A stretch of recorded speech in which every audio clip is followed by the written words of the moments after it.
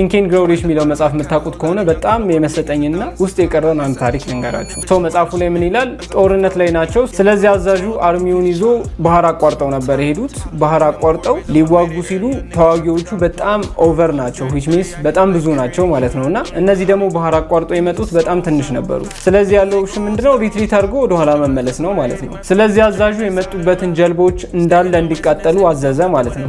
ሙሉ ጀልባው ከተቃጠለ በኋላ ያላቸው አማራጭ ምንድነው?